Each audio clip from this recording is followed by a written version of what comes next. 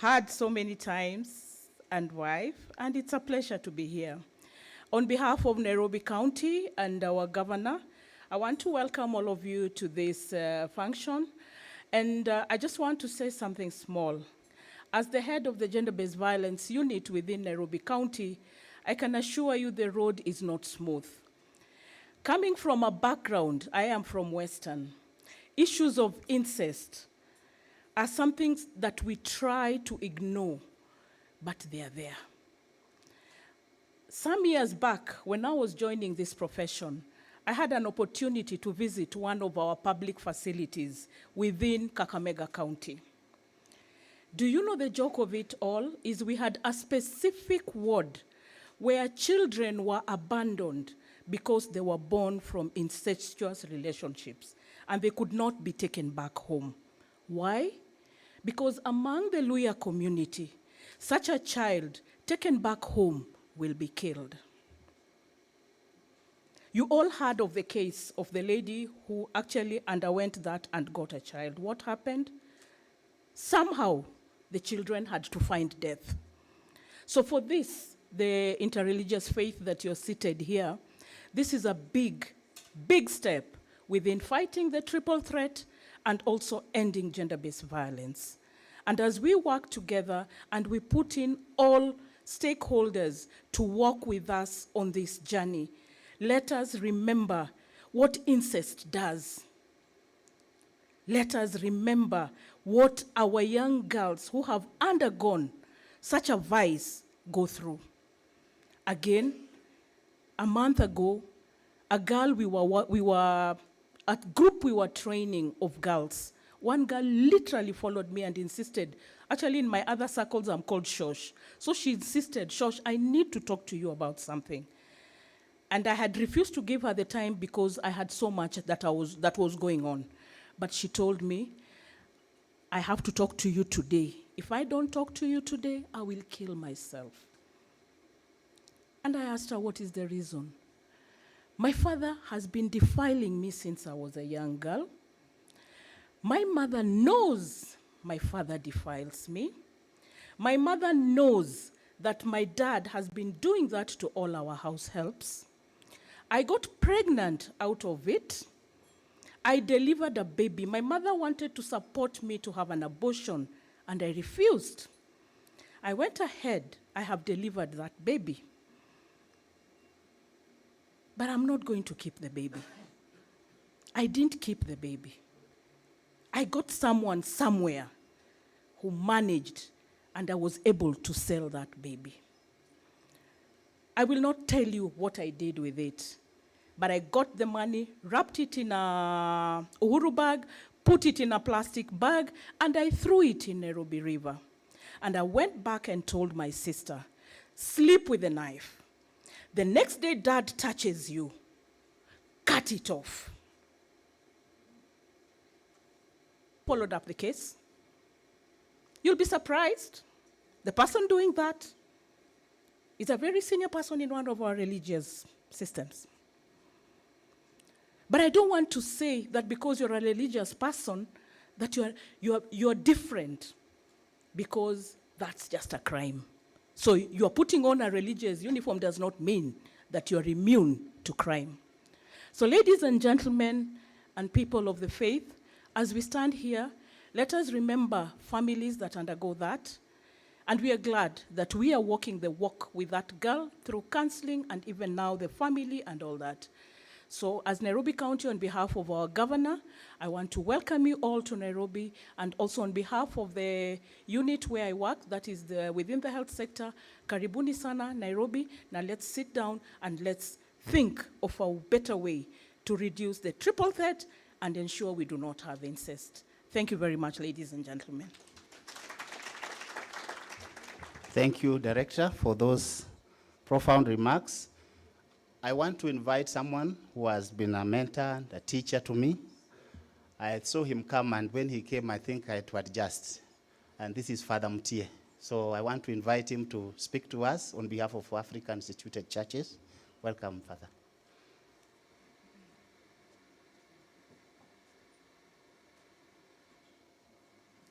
Thank you so very much.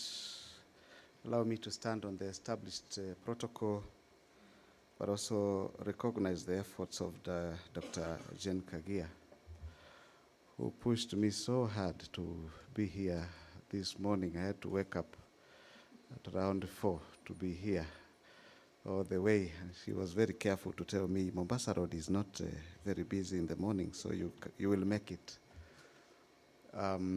Unfortunately, I had lost my grandmother, whom we are going to be burying in the afternoon, and because of the call and the importance of this discussion, I said I have to be here.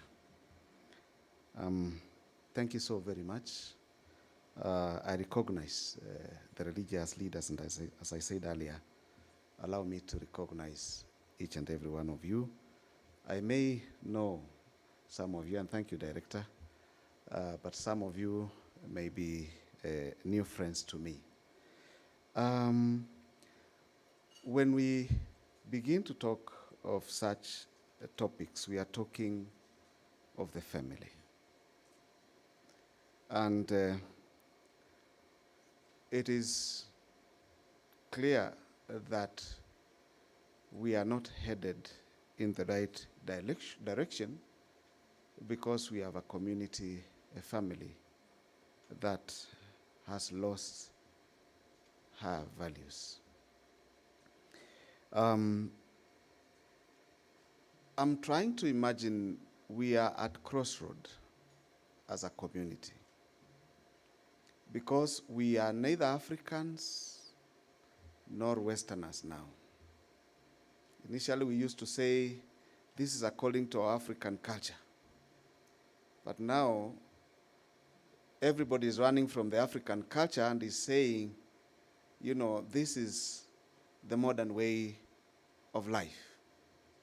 So as a community, we are in dilemma.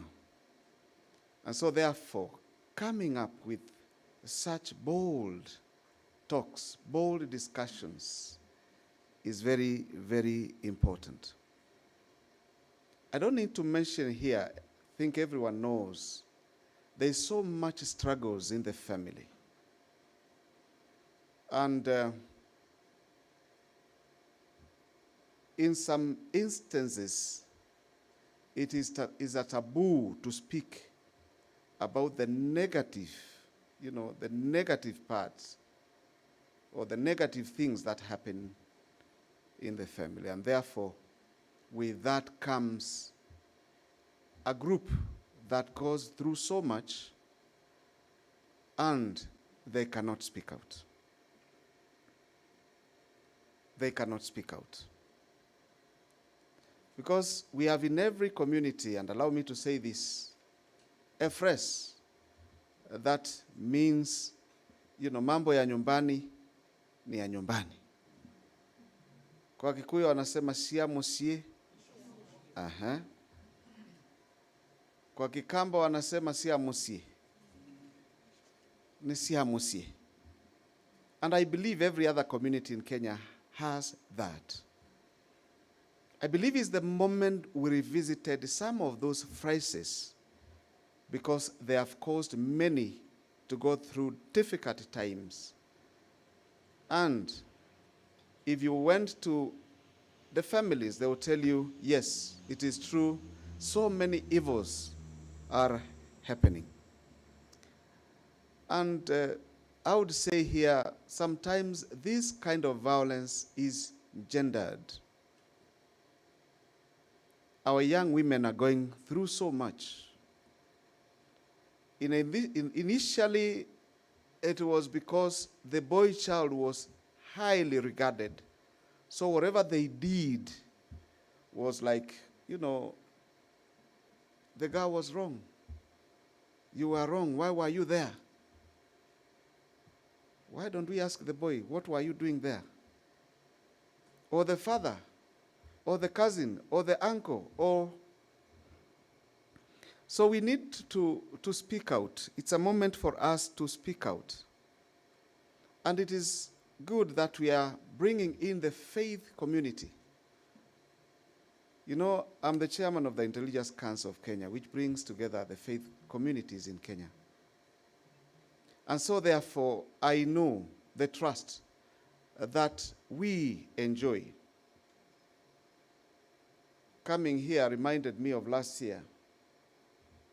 Some few steps here where we kept vigilant to make sure that this country does not go to the dogs.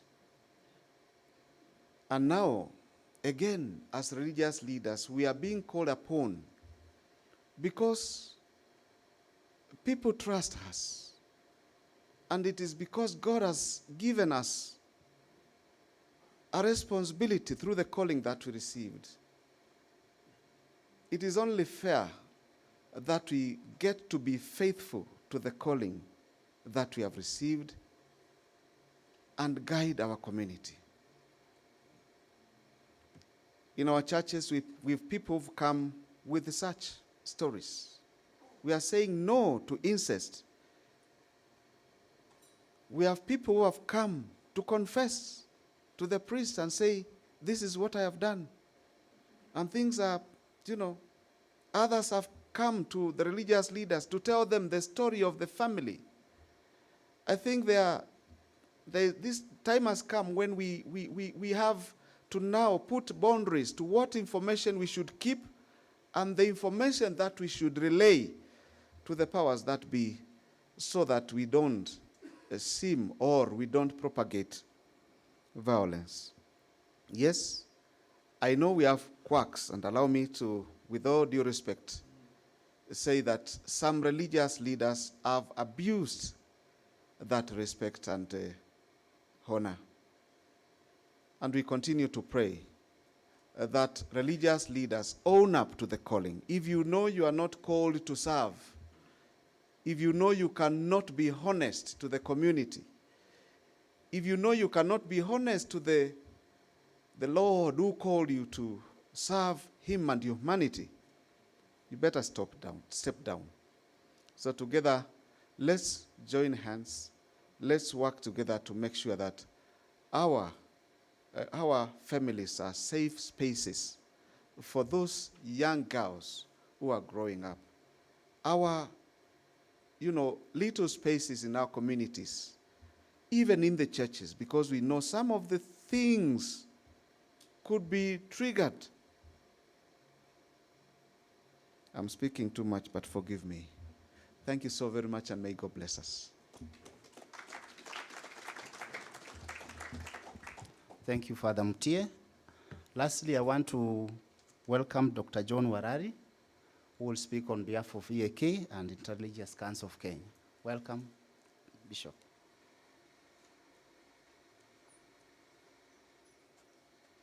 Good morning, everyone. Good morning. And all protocols observed. I can see my seniors seated here, starting with my Bishop Emeritus, Boniface. God bless you so very much. Madam Dr. Kagia, and every one of us that is here today. Listening to Reverend Father Mutie, I also listened to Dr. Sheikh Kenywa. I would want just to say there is hope. Madam Director, there is hope. The Bible saw what we are talking about, and it did forbid anything to do with incest. And like Reverend Father has said, we have many bad apples, even among the clergy. And he has told them to step down. And I'm sure from today, they are going to do so. And may they so do, in the name of the Lord. Change will begin with me. Our young people are looking for models.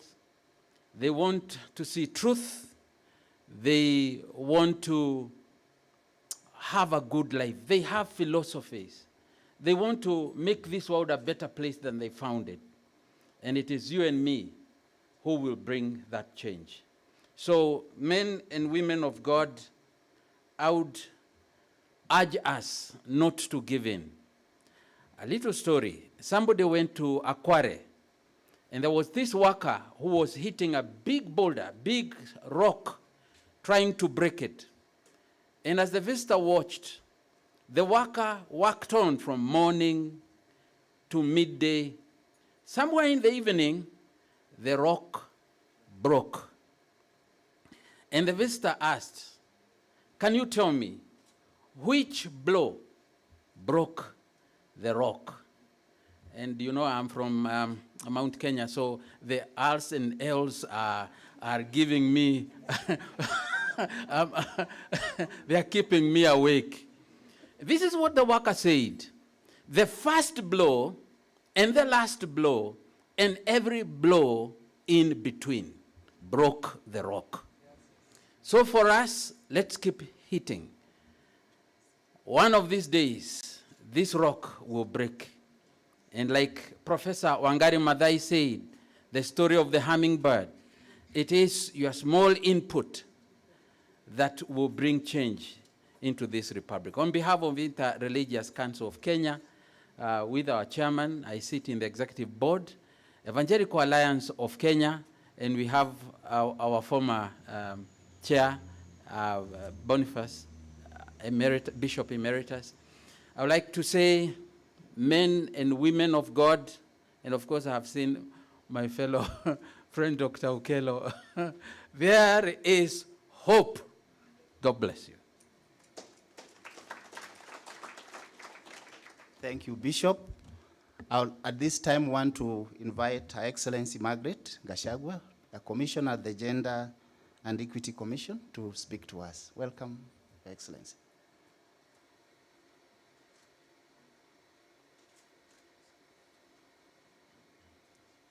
Thank you. Before I even speak, let me explain myself, because I'm sure people are wondering, is it a family name, Her Excellency? I'm sure you are. I'm the wife or the widow of the first governor of Nyeri County, His Excellency James Derito Gachagua. So that's where I'm getting Her Excellency, because I'm made to understand you carry it all your life, like once a teacher, always a teacher. So that's where I get my Her Excellency from. My name's Dr. Margaret Karungaro. I'm a commissioner with the National Gender and Equality Commission, newly joined. I've been there for a bit now. And before I talk, I would like to say, Director, thank you so much for your input. Dr. Kagia, thank you for inviting me, a friend for a long time. Mama Doyo, my friend, she has blessed my home many times when my husband was alive and even after. And thank you, Bishop, for letting her come to Nyeri and be with me and talk to me and help me through widowhood. Everybody else, thank you for attending. First, I would like to say what the National Gender and Equality Commission is all about, because people don't even know much about it. Our vision at the National Gender is to have a society that is free from inequality and discrimination. Our mission is to promote this, to promote gender equality and freedom from all forms of discrimination in Kenya, especially in the special interest groups. The special interest groups are, I'm sure most of you know who they are. They are the children, the women, the minority and marginalized, and the elderly persons in the community. We are an oversight commission. We oversight, you know, we are a constitutional commission, and our role in the government is to oversight, to make sure that there is no form of inequality being practiced anywhere, be it in church, be it in government, be it in the private sector. We are the oversight body that ensures that there are no forms of inequality visited on any gender. And I would like to mention here, which we are mentioning now, gender is both men and women. Before, we thought gender was women. In Kenya, it was something that was, you know, it's going that momentum that gender is women. It's not. Gender is both male and female. That's what we stand for. Today, what we are talking about is something that's seriously in our docket. Any form of discrimination, inequality, and such. And you'll find that issues of incest, when I was First Lady of Nyeri County, like I was telling Dr. Kagia, I actually wanted to do a data analysis because Nyeri County, Director, you're in Nairobi, but you have a friend, I'm sure, in Nyeri. Nyeri County is one of the counties that I believe incest is on a very high note. However, it is kept under wraps. The child is even born and kept in the family. Unlike the Luyas, we don't kill. So the child will be born and named and carry on the family names and everything, but everybody knows that that child is not. So the child grows with stigma and a lot of hatred and gossip towards that particular child. And of course, we know when issues of sex come in, it's the woman who is always in the wrong. Isn't it, men? The men are saints. They can never do wrong. Even if you sleep with your daughter, even if she's 10 and you are 47, she must be wrong. Can you imagine that? That's the narrative that men, my point today, I'm addressing it to the men in this group. You are the leaders. It's biblical. The men are the head of every family. You are the leaders. You've been given that mandate by God himself. Lead. Protect your families. Protect your girl child. Protect your male child. Do that. Because now we know it's not only the girl who is at risk, the boys are at risk too. Because of what somebody said here, we've taken our cultures, thrown them to the dogs, and started embracing other people's cultures without even thinking twice about it. I, for one, I know, me, I'm African through and through. West is something that came to this country. West is something that came here. I take it with a pinch of salt. What is good, I embrace. What is not, I'm not ready to embrace it. Therefore, men, stand up to be counted. I'm challenging you. Dr. Kagia, I'm challenging the men in this group today. And I'm happy, as a gender commissioner, I can see we are 50-50. You know, that's what we do analysis on. Immediately, my eyes can tell me we are 50-50. Nobody is supposed to be less than, no gender is supposed to be more than 2/3. So I can see you're good in that. But as I sit down, I would like to challenge the fathers, the brothers, the uncles, the male who is seated here today. When you leave this door, what are you going to do? Are you going to listen and act? Or are you going to listen and just say, it was another seminar we were called for? And imagine those people are talking about incest. Who talks about incest? Men, be counted. Stand to be counted. Stand to be counted. We are losing our country for lack of voices. We are losing our country because people are scared to speak out for that which they think something may jeopardize their job. Maybe I'm a bishop. If I talk about incest, people will start running away from my church. Jesus had only 12 disciples. He did not have 40,000 people in his church. He had 12. And now how many people does he lead? Millions. Millions. So truth will always stand to be counted. And men, as I sit, I'm a girl born with 7 brothers. I don't have a sister. But I cherish the protection I got from my father and my 7 brothers. That's why I can stand boldly here today. The protection from other things that might have happened to me, I was highly protected by the male people in my family. Men, stand up to be counted every time. Thank you.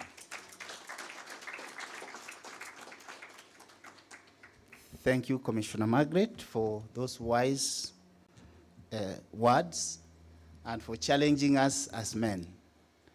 At this time, I want to invite Dr. Gian Kagia. She's a medical doctor. Her title is the one that my tongue is difficult to pronounce, but I think she can do it herself. She's the reason why we are here. And as Commissioner Margaret said, it starts with one person. Even Moses was one, and he moved 3 million people across the desert. So she started a journey, and we have invited all these people to join her in this journey she started alone. And we are glad that you are here to be part of this dialogue and communication going forward. So I want to invite her to talk to us and to tell us what she feels we can do together. Thank you. Welcome, Dr. Ari.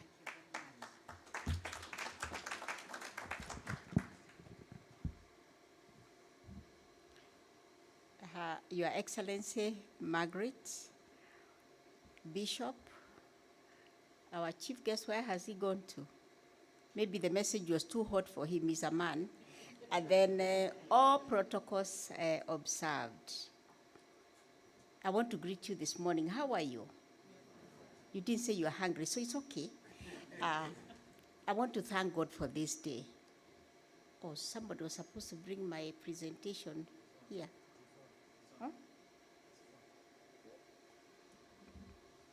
Then I'll have a challenge.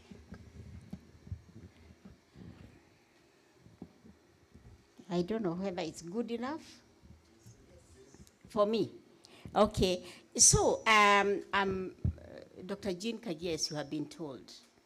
I'm the chairperson of an organization called Protecting Life Movement Trust.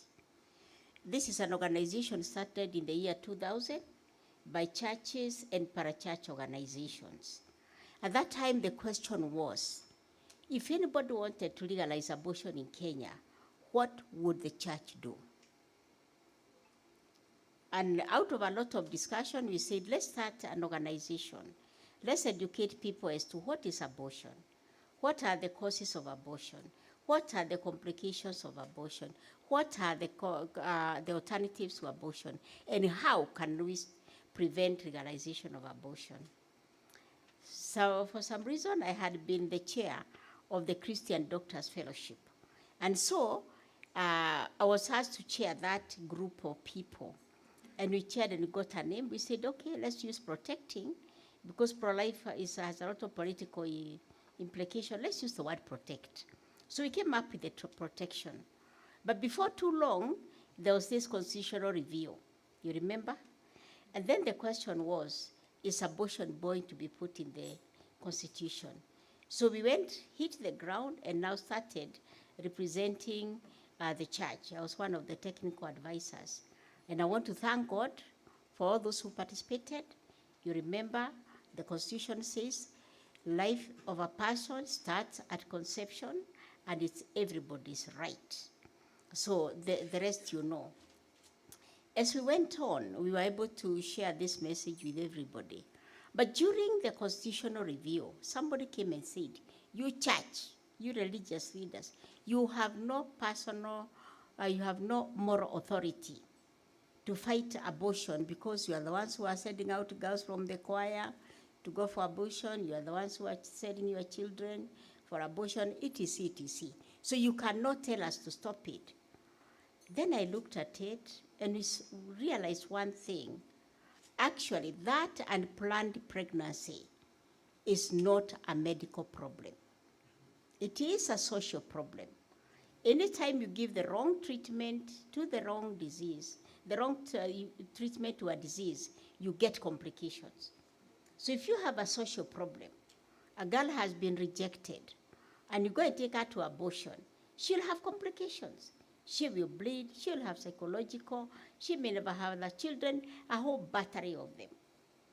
And therefore the question was, should we come up with a social solution as an example for the church. I think Bishop Adoyo remembers.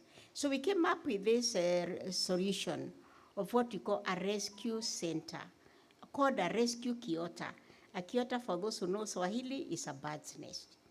And this one we said, it was coined by the people in Muranga.